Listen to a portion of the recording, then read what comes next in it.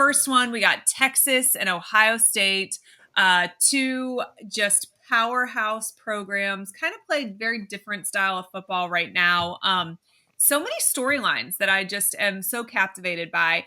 Jeremiah Smith, I mean, has been, I am not sure that I can name a player that has been as dominant as him as a freshman. I mean, I think back to like maybe a Johnny Manziel, but it's different when you're And at the was he a quarterback redshirt? He redshirted, position. right? Yeah, I guess that's true. So he would have been a redshirt freshman. It was Yeah. the first season we saw him, but yes, yeah, he was a redshirt freshman. It's just hard to think about anybody that just their freshman year balled out like this. And I do think it's hard to compare a wide receiver to a quarterback because he's just doing what he can with the opportunities presented to him, right? As a quarterback, you're so much more in control of what is happening because you're the person that has a large say in deciding that. The wide receivers just gotta catch the ball, right, when it's thrown their direction. Yeah. The only thing I can really think that's comparable as a true freshman is maybe Trevor Lawrence, Yeah. who they won a national title his true freshman year. Yeah. That's the only one I can think of. That Yeah. like there are other, like some redshirt freshmen, like Jameis was a redshirt freshman, Johnny Manziel was a redshirt freshman, like that has happened. Yeah. True freshmen doing it. I mean, is Tim Tebow was a absurd. game changer as a freshman, but he was a role player at that point Yeah. as opposed to,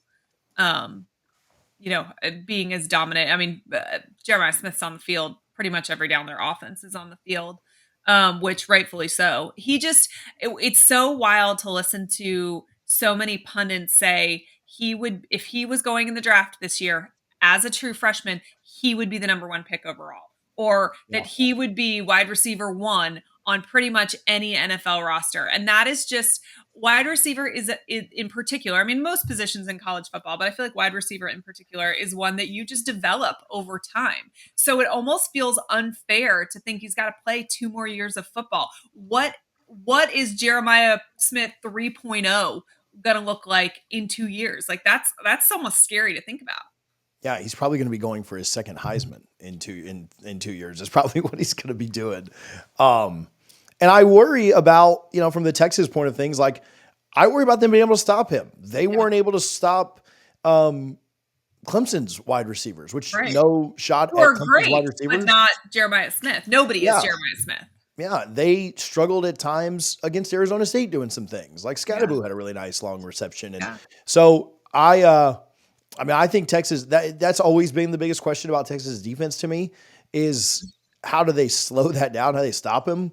Ohio State has 2 really good running backs too. And so do you put 2 guys on him and have a kind of a light box and hope that Ohio State beats you running the ball instead of throwing it? I mean, that's probably the right answer. Like hope they can run, if you run the ball, you're chewing more clock, you're not getting as many yards per, down or play or whatever.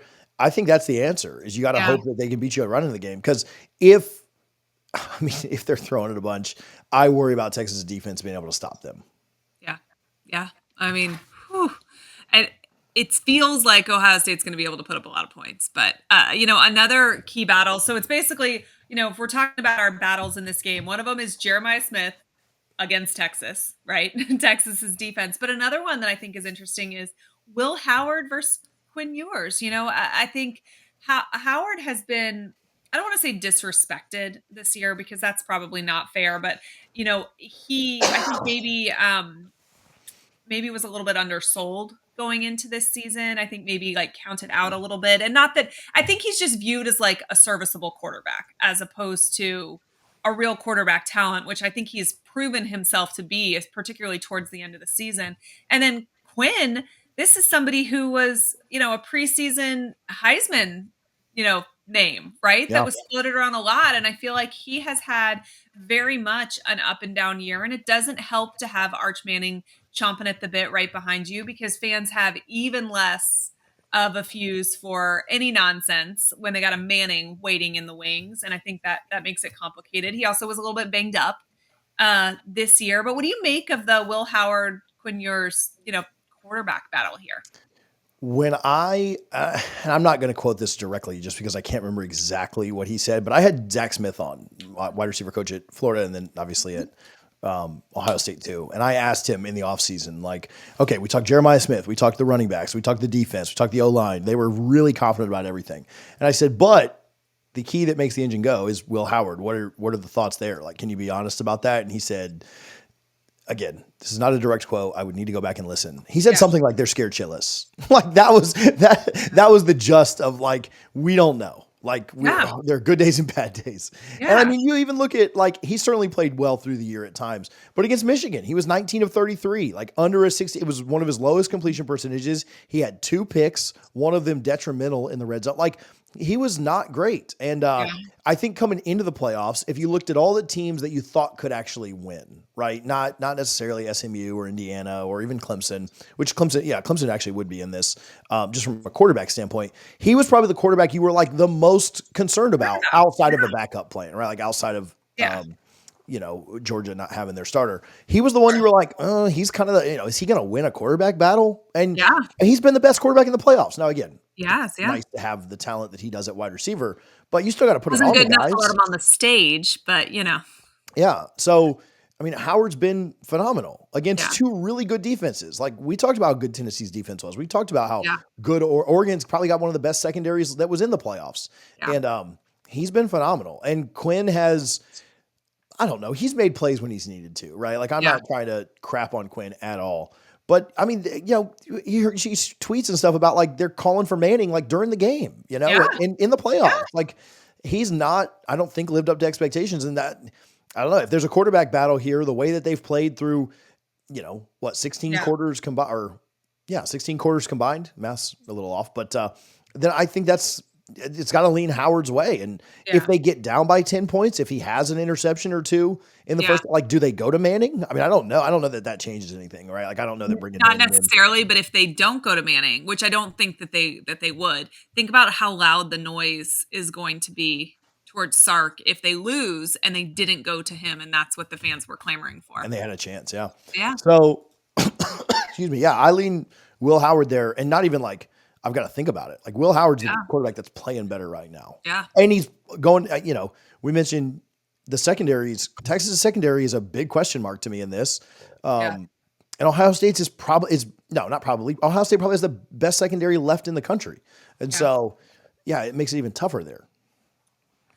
So we, talked about the quarterbacks, talked about the wide receivers. You mentioned briefly the running game. Can Texas get their running game going? And, you mentioned this being one of the keys. Is this the key to you for Texas winning? I mean, if they don't get the running game going, I don't see how they win, right? I don't have any clue. I mean, they didn't run especially well. Now they ran really, really well against Clemson, right? And so they had over 250 yards. And so that's, that is not something to turn your nose up at. They had 50 yards against Arizona State, against a Big 12 team that was playing with their hair on fire. And I get all that stuff, right? Like they left it all on the line. So shout out to Dillingham and those guys for the way they fought.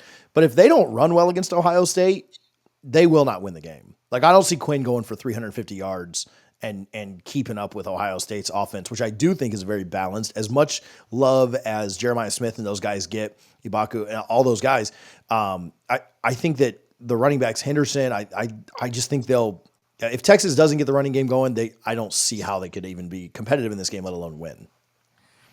So obviously, if they get the running game going, that's not a great sign for Ohio State's defense. But as you mentioned, Ohio State's defense has been playing exceptionally well this playoffs. So what do you expect to see out of them? It would not surprise me if it wouldn't surprise me if Ohio State not regressed a little bit, but if Texas was able to get a few things going. I think Ohio State, it was so shocking that Ohio State was able to hold Oregon down and just kind of blitz them. Yeah. And as much credit again as the offense gets for the insane numbers they're putting up, outside of Oregon scoring a late touchdown in the first half when they were already down by 34 and the game was over, Ohio State's defense was unreal. And so I don't know. I would not surprise me if Texas could get things going a little bit better. But I mean, I don't think they have the talent at wide receiver that Oregon has. I don't think they have the running game that Oregon has. And I don't think their quarterback's playing as well. So it's tough for me to, Ohio State, as much love as their offense gets, their defense is playing just as well. And, I mean, it's a tall task for Texas. It's not saying they can't do it, but that's where I think they have to get their running game going. I don't think they'll be able to throw on them just at will. I think the secondary is too good. The defensive line is really good too. So I'm not taking anything away from that on Ohio State's side. But that's where if there's a place where you can attack them, I do think it's running the ball. And so you look at this game and you're like, oh, two high flying offenses, you might be able to have a lot of points. I think the way that Texas wants to play this defensively is to force Ohio State to run as much as they can. And then I think Texas needs to kind of get the same thing going. They need to have kind of longer sustained drives. I don't think it's a low scoring game like Georgia Notre Dame was, but I do think that for Texas to have a shot in this, it does need to be a game that's played in the 20s, not in the 30s. Speaking of how many points a team needs to win needs to score to win this game, Texas has given up a lot of points the last couple games against Clemson and Arizona State, maybe more points than we expected going into those games, particularly in the second half, which I think Ohio State has made some great halftime adjustments this playoff season.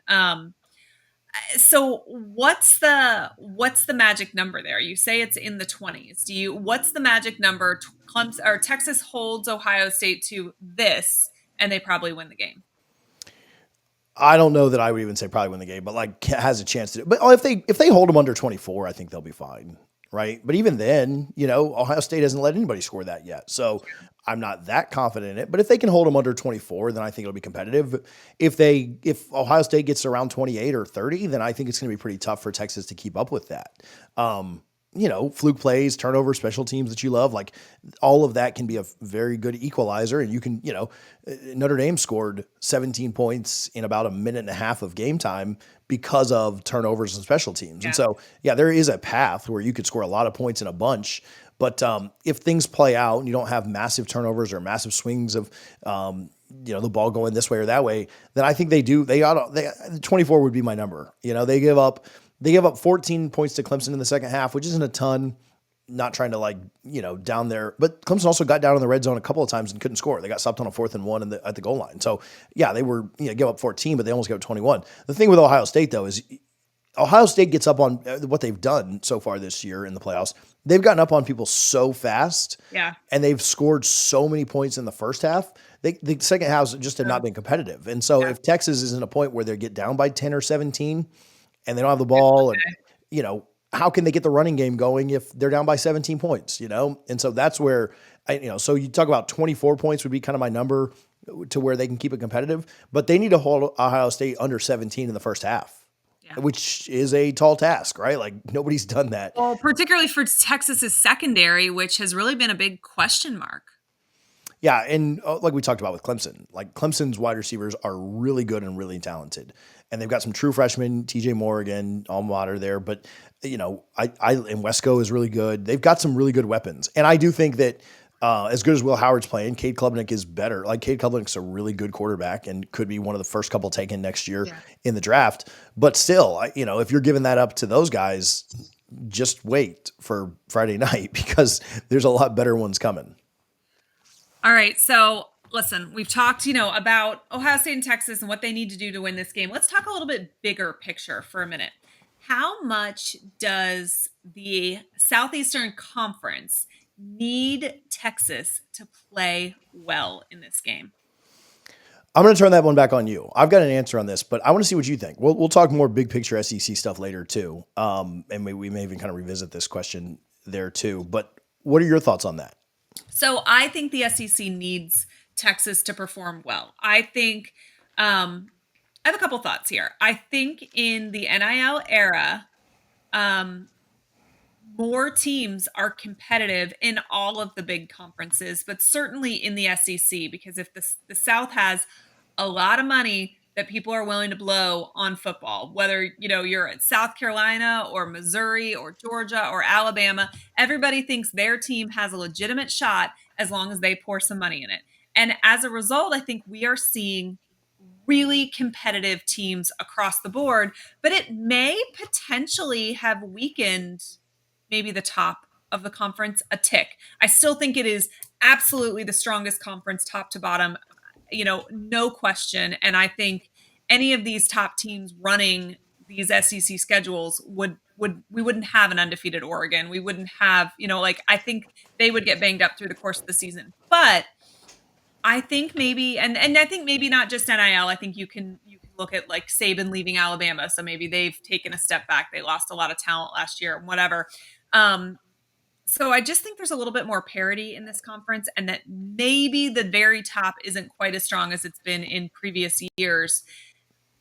But the SEC, from a reputation standpoint, from the outside perspective of these other conferences who already hate the SEC, right? I, they need to do well, because otherwise you're going to get all these other conferences that say, see, we told you if it was played on the field, you wouldn't really be the best. You're only the best because you tell us that you beat each other up week in and week out. That's not really true. And in reality, it is true. It is true that the SEC is harder top to bottom than any other conference. It is true that it's different to get up for 1 or 2 games a year in one conference versus having to get up for every single Saturday, because any given Saturday, any of these teams can beat any of the other ones. But it is also true that the SEC may not win a national title this year. Yeah. I don't know. I think they just need to not get blown out, right? Like, I don't think winning is that. The perception. Now, I will say this: if Texas was to find a way to win this game, and then I think they might even be favored against, if they win this, I think they'll be favored against whoever wins in the next game. And they may go out and win the national championship against Penn State or Notre Dame too. Yeah. If they were to win it, it would kind of give some of that to, like, okay, well, you talked all that talk about bowl season and these teams that lost in the playoffs and Georgia and Tennessee and Bama and all these other things, but we still held up the trophy at the end of the year, right? Like, that'd be pretty big. But if they can just be competitive, if they can lose by less than a touchdown, and then Ohio State goes and blows the next team out, right? And not to play the everybody moral says, "Oh, victory this game. semifinal game was They really were national there, they were championship competitive." game," which, That said, it is one game, and I don't think it makes now. If Texas, I think it's more to win, less to lose. Like, if Texas loses, you ran into a buzzsaw. It's not that big of a deal. Texas is a quasi Big 12 team that's masquerading as an SEC team this year anyway. It's not. I don't think this invalidates everything that we've thought about the SEC for the year. Sure. So I don't think it's that big of a deal, but I think it could help a lot if they could find a way to win 2 more games. It would be a big deal for the SEC to say, all right, we took your best shot and we were still the best, So where some of our other teams not as good, but maybe. But Texas still went 16-1, right? So we'll still hold that up. Yeah, or but some of us real SEC teams over here are actually okay with Texas not doing that great year one. It would have been funnier. It would have been funnier if Texas would have won the SEC, but they blew it like Texas always does. So, what's Ohio State 5.5-point favorite here? Who wins? I think Ohio State, and I think they cover. Yeah, the only thing that gives me pause is that it opened up at 5.5 and it's still just sitting there. Mm-hmm. And so, like, I know the money has to be on Ohio State here. Like, people have to, and the line's still not moving. So maybe Vegas knows something that we don't, but and maybe a bunch of people will get taken for a ride betting on Ohio State and losing their money. But if that happens, it'll be me too, because I think Ohio State wins this by 10+. I don't know if it's super competitive. Thanks so much for watching this clip from our live show of a peek inside SEC football. If you enjoyed this content and would like to support, we'd love to have you subscribe. We are live every Sunday evening, and we'll be back for another episode soon.